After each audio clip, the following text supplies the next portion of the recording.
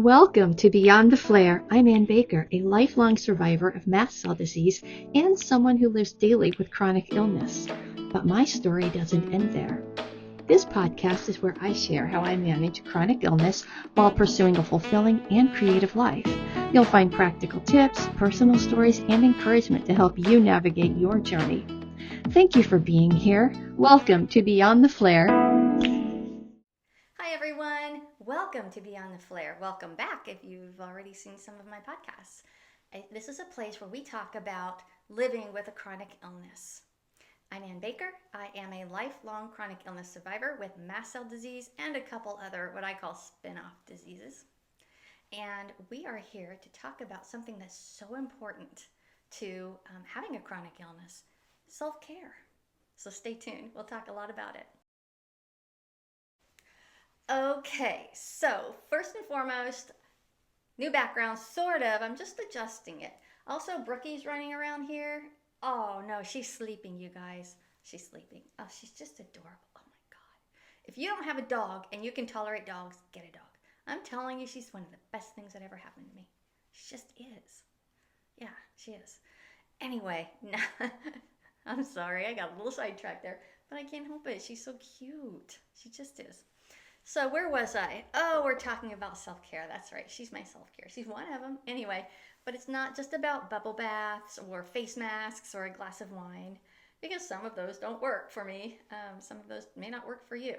But they can be nice. I'll admit I enjoy my once a month facials. But that's not what we're talking about. No.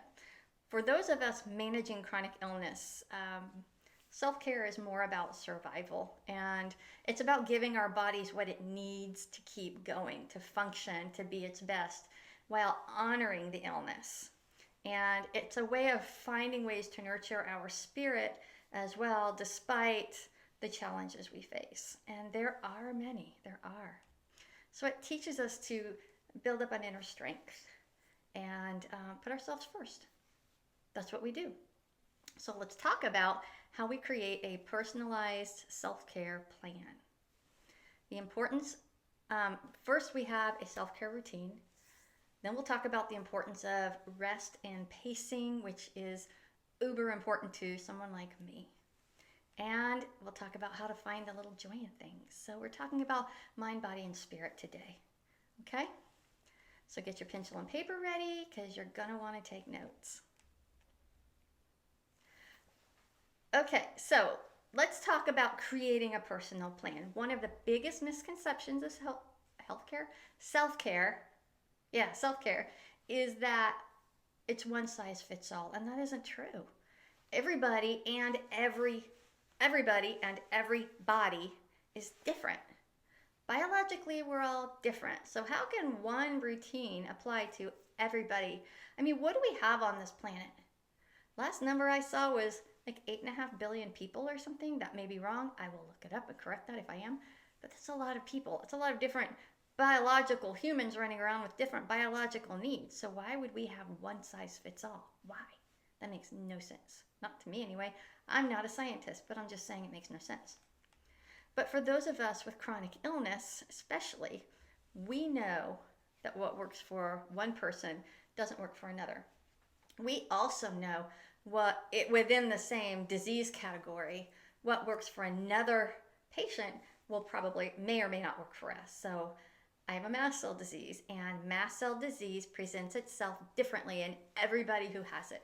I have a group of very close friends that I met on my journey when I first found out and first got diagnosed with mast cell disease. And frankly, my doctors basically told me I was dying. So I joined this group to learn more about it, basically. And what happened was I got some good information. Don't get me wrong, I did. But the best thing that came out of this conference was this group of girls, just a few of us. But these are now what I call my sisters. We live all over the US, and we're all at varying degrees of illness with the disease. And what works for one person doesn't work for another. So I have a friend who can't eat black pepper at all. It will instantly kill her. I can have black pepper, but I can't eat seafood. She can. So you see, it's kind of back and forth like that. Some can have certain medicines, some cannot. Some can take certain brands of medicines, some cannot. So we all have to know what our individual bodies need. That's the number one thing right there. And we call that personalization of your self-care, and that's really the key. So think of self-care as a toolbox. And I'm sorry I have an itch here, probably myself. It's probably the makeup because I'm trying a new makeup today, and boy, it's kind of itchy. I may not be wearing it after today.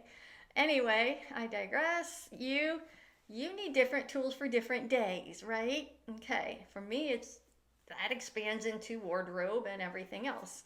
Some days, self-care can look like deep breathing exercises or gentle stretching or an Epsom salt bath if you can tolerate Epsom salt. I cannot. It burns my skin. But on other days, it's like you have the energy to meal prep, knowing there could be times down the road that you won't feel like cooking. You just pull it out of the freezer. But you meal prep to avoid triggers. Here's a good example. I was asked to go to a party on Saturday. I am bringing something I will prepare myself because everything they have is going to have seafood or sausage in it, and I can't eat that. It's going to have probably herbs in it, but the seafood's like a super no-no, and the sausages, I'll be really sick, but I'll get over it, but I don't really want to, so I just bring my own food. That's why I meal prep, so I'm always ready.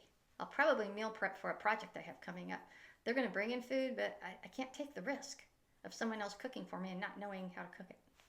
So meal prepping is essential, but you do it on your good days. And you set reminders to take your medications, especially if they're new medications. I'm past the point in my life of setting phone reminders is the word I'm looking for, reminders.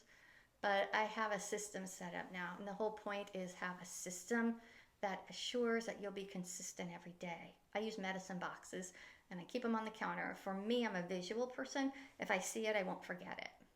That's just how it is. Also, saying no to your plans that you know are going to push you past your limits is self-care.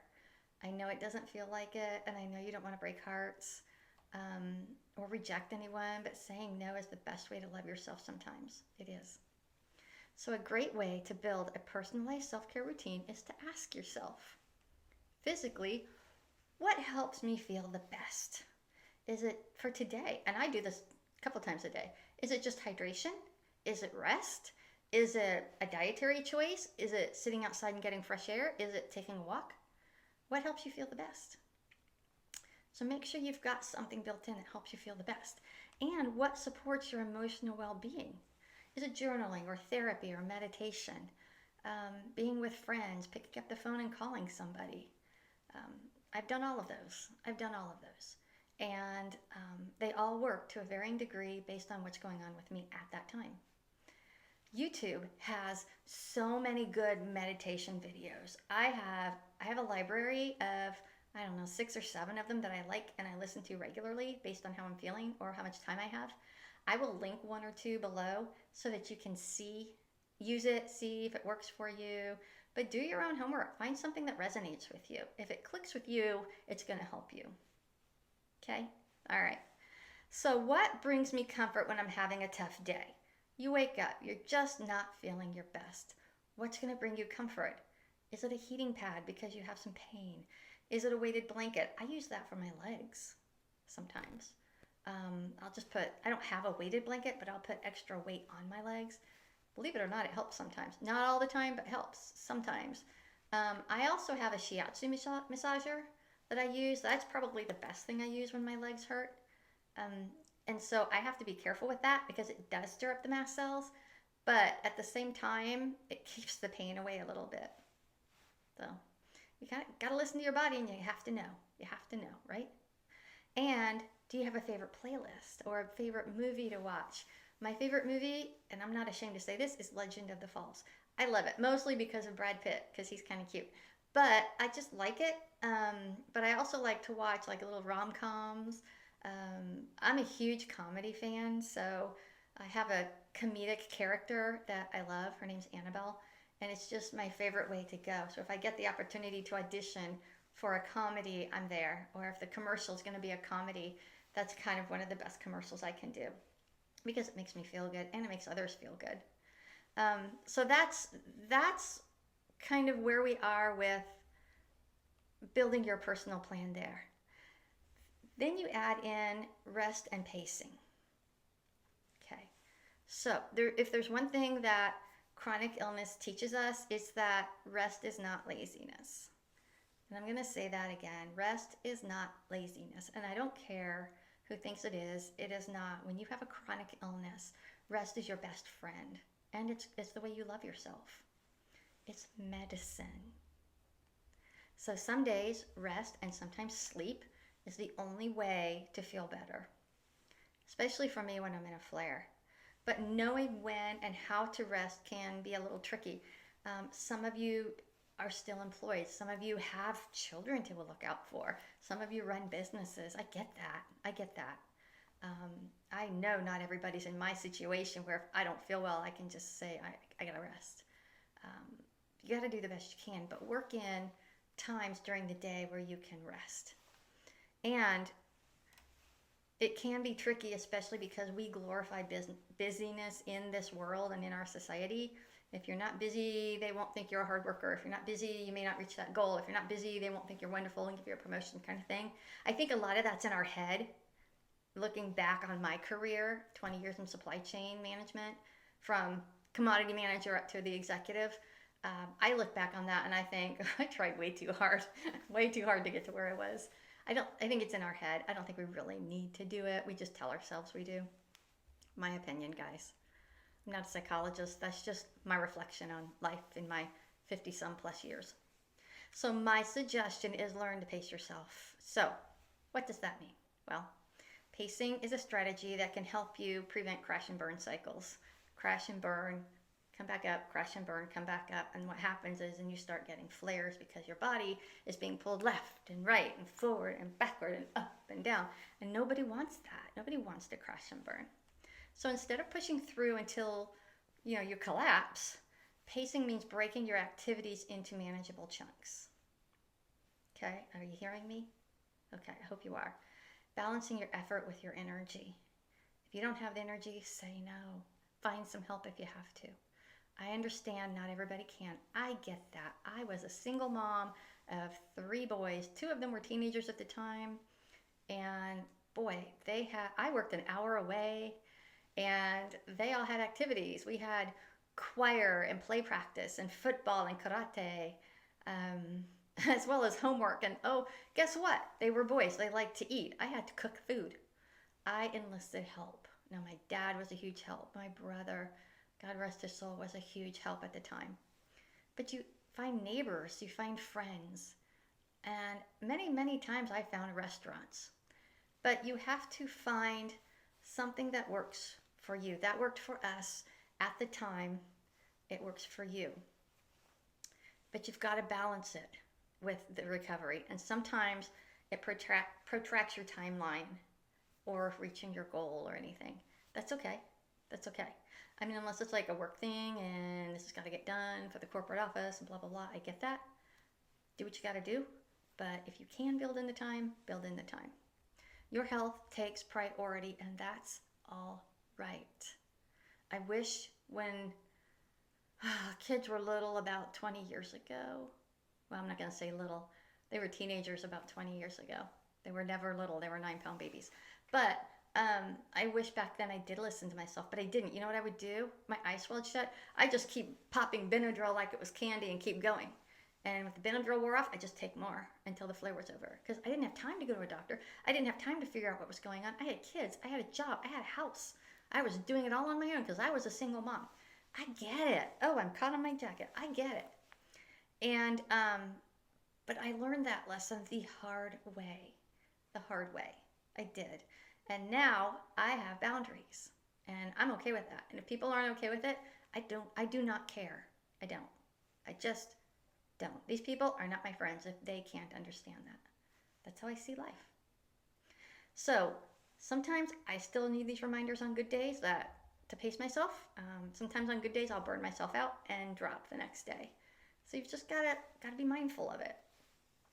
See what I'm saying? I hope you see what I'm saying. So an example of that for me as a model and an actress is it's a 40 plus hour a week job. but I'm not in an office. I'm on set for a couple hours to a couple days. And most of the time I'm here at home. And I have things to do here. I'm submitting, I'm talking to my agents, I'm taking photos and a photo shoot, I'm recording self-tapes, I'm talking to you on the podcast. That's what I'm doing. Or I might be updating my profiles on casting networks and backstage. That's what I do. So it does take a lot of time and effort, and I'm in acting classes. So what I do is I work what I can work, what needs to be work, where have I committed myself. And if I don't feel well, maybe I just don't film a podcast. Maybe I just don't update my profile that day. And maybe I call my acting coach and say I can't make it today, who totally understands. She understands everybody's in a different place, and she's very loving. So you've got to put people around you who care and understand. And also, I have a shoot. It's not a shoot, it's a production coming up in about 2 weeks. I'm a little nervous about it. It's 7 12-hour days. I haven't worked days like that since, 2013, 2014. It's been a long time. It's a little harrowing, but they assured me that there are many opportunities during the day to take a break, because it's a production set, and if you've never been on a production set, there's a lot of downtime. So I feel like I can do this because I can recharge, and it'll be fine, and I'll have my emergency and my backup medicines with me. But you got to know when to say yes, and you got to know when to say no. And if I have that coming up, I'm not going to take a job that starts the day after, because I won't be able to. I'll need a few days to rest. That's what I do, because I want to be able to produce quality output for my clients, and I'm sure you want to do the same, or your family. So what do I do when I'm down? Okay, well, these are the times when I usually read, or I'll write, or I'll meditate, or I'll listen to music, or I've got my favorite movies. I've got my favorite television shows that I watch like on repeat. Like Big Bang Theory is one of my favorite. It just makes me laugh and I think it's funny. So this is what I do, and that's what works for me.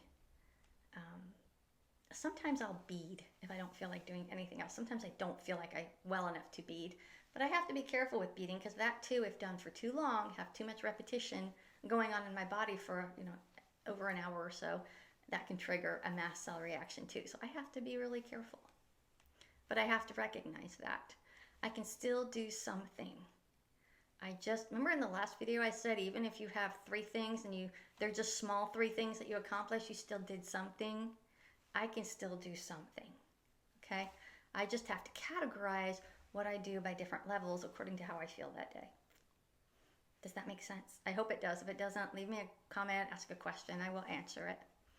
And I have to learn how to listen to my body, respect its limits, and just understand that it's not selfish. It's the greatest self-care you can give you. It's the greatest love you can give yourself.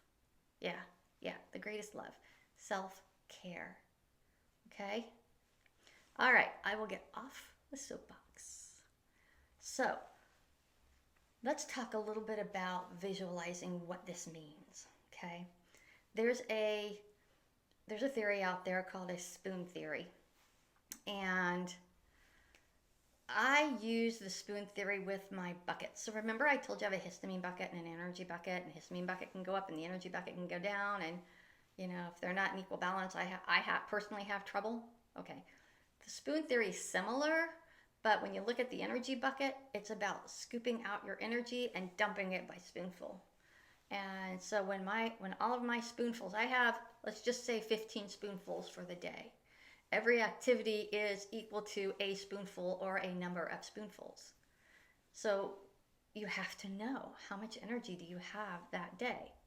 And once the energy is spooned out, I need to rest, because I'll have a reaction if I don't.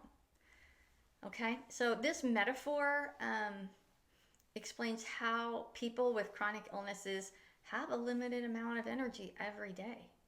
You don't outgrow it. You might have a good day where you don't, but you have to be aware of it. And every test, no matter how small, will cost you a spoon. Walking probably cost me about 5 spoons, because I walk 2 to 3 miles with the puppy, because she's cute. Sometimes just throwing her little ball back and forth can cost me 1 or 2 spoonfuls. Sometimes I'm fine. But getting dressed, making a meal, answering emails, any of that, those all cost you a spoon. So healthy people have an unlimited number of spoons, but those of us with chronic illnesses, it's limited, and some days it can be severely limited. So once we run out, we're done for the day and we need to rest. Right? Okay. If we push too hard, we have to borrow from the next day. Now you've thrown yourself off balance. So, and that means you're going to crash. That means you're going to have a flare. So don't do that. Don't do that to yourself. That's why pacing is so important. You won't use up all your spoons, or you'll know exactly what you can do. So spreading your energy out throughout the day so you don't run out of spoons is really essential. Listening to your body is the first thing there. If you have a busy day or a schedule or a busy schedule, stick in some intentional rest spots in there. Even if it's like 5 minutes of deep breathing, you can do it. Adjust your expectations and give yourself the grace to adjust that and to just say, this isn't going to happen today. I'll do it tomorrow. But today, I need to rest. Some of you might already use some of these tools, and some of you may not. So tools like journals. What's the word I'm looking for? Journaling your symptoms, or a symptom journal, where I'm trying to go with this. Or energy trackers. I used to use those. I don't. I just know now.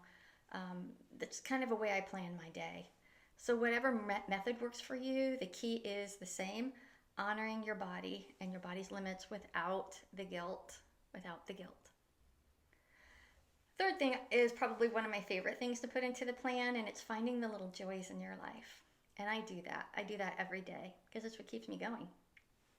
So living with a chronic illness can feel heavy, but it doesn't have to be a grand event, and it doesn't have to take you down a dark hole and keep you there.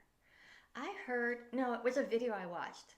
My son sent it to me, actually. He's my little Pollyanna. And, well, he's not little, he's 26, but that doesn't matter. He's adorable, and I love him. And he sent me this video where this guy, one was sitting in a yard and another one was walking on a sidewalk, and a car came by and splashed the guy walking on the sidewalk. It splashed the guy sitting in the yard too. The guy on the sidewalk got mad and it ruined his day. And the guy on the chair said, okay.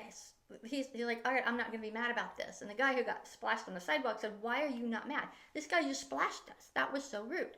So the guy in the chair says, if I gave you however many minutes there are in a day, I can't remember the number, 1,480 or something.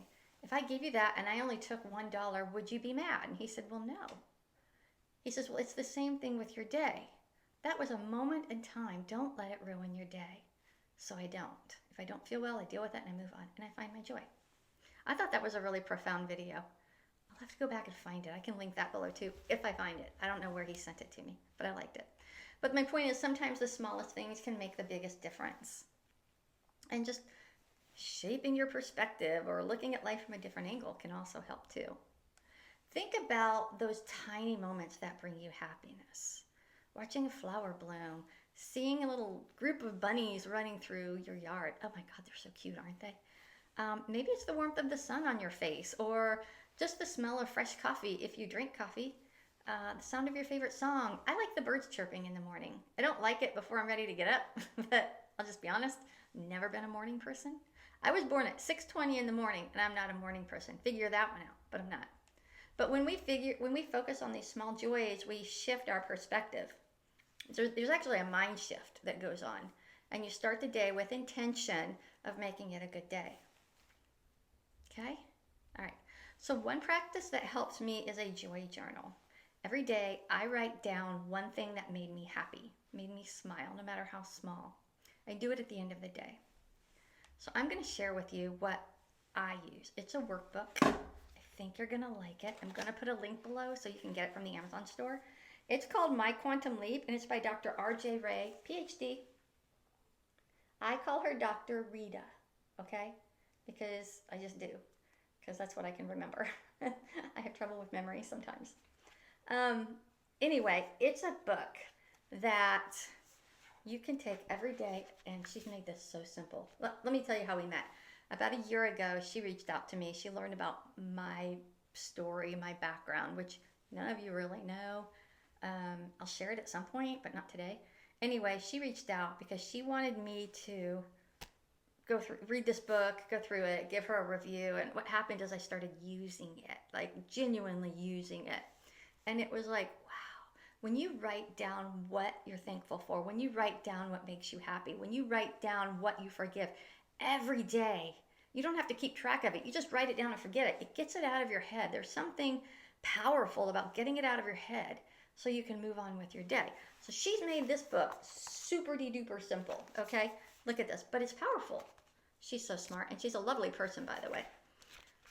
But every day, the pages are almost all the same, but every day we just write down in our workbook date, what are you grateful for? What do you love?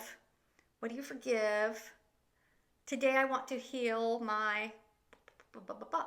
Sometimes it's my knee. I have a patellofemoral. Some days it's my knee I want to heal. Today I want to feel happy. I want to feel healed. I want to feel joyful. I want to feel loved. So anyway, here's the book. Here's the back. And it's only a few dollars on Amazon. I do highly suggest everybody get one. I do. I know times are tight and economics are tight. It's just a few dollars. And that investment in yourself can pay dividends later on. Like I said, it gets it out of your head. And the really nice thing about this is you can go back 6 months, a year, and see where you were at that point. You know, today I just want to get through the day might be one thing I wrote, or today I just want to feel good. Well, today I don't write those things. Today I say I want to feel like I have a little more energy. Today I want to feel like I can accomplish this and I can accomplish that. It's a little different, but you can see how far you've come just by making a mindset shift. And this book is a tool that helps you do it, and it's so simple. It's so easy. And I'm incredibly grateful to Dr. Rita for reaching out to me. She and I are now friends. I do not get royalties from this book sale. I do not. I don't represent anybody except the commercials that pay me. But that's not here, okay? Yeah, I just realized what I said. I'm a commercial model. I do get paid for representing products, but I do not get paid for this. This is just a book that has helped me, and I would like you to try it. Just try it. What do you have to lose? You don't. Okay, so let me get through my notes here. I guess, as I said, it was truly a blessing, and it was. The whole point of all of this third section of this video is finding your joy. Finding your joy. It might be a good book. It might be a kind message from a friend that you think about for several years. I have a friend that sends me these little bitty happy cards. I call them happy cards. They have the most lovely messages in them. And when I get them, she sends them through the mail because she lives up in Massachusetts. But when I get them, it's one of those things you pop open, so you don't know what it is till you open it, like a lottery ticket or something. And then so you don't know what the message is. And she doesn't know either. She just sends it, like whatever is on her mind. She just sends it. And so I open it, and it has some of the most lovely messages. Like it might say you're enough, or you can do this, or, you know, your value is blah, blah, blah. But it has some kind of lovely message in it that makes you go, that's just the nicest thing I needed to hear today. And that, when I get those, I think about that for like a week or two, and it makes me so happy. And then it makes me feel happy because my friend cared enough to send that to me. She also has a mast cell disease. She doesn't feel well, but it's her joy to share that with other people. So I receive that, and I honor her, and I love it. Now, on tough days, oh, I have to say Brookie's a joy. She's one of my joys. I love Brookie. She's so cute. She's so cute. Yeah. I'll show you a picture of her right here. Yeah, she's so cute. Anyway, on tough days, looking back at those moments, when I go back through the book or I think about some of these things, it kind of reminds me that the world isn't all black and dark. It keeps me from going down that rabbit hole that I don't want to go down. And it gets me through. So closing thoughts here. Self-care is not selfish. Self-care is not selfish. I want you to say that to yourself. Self-care is not selfish. And then say it again, and then say it again. And then say it to everyone around you who thinks it is. Okay? Okay. It's essential. As chronic illness warriors, we have to be intentional about taking care of our unique needs. Every one of us has a different set of unique needs.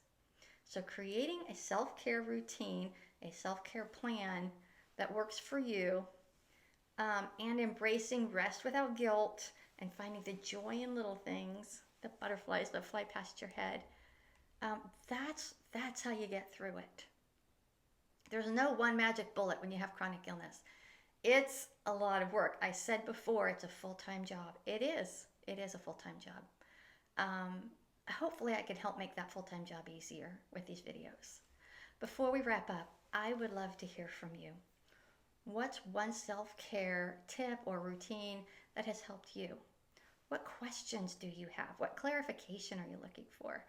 I'd love to share some of your responses in future episodes if that's okay. So feel free to just leave a comment below.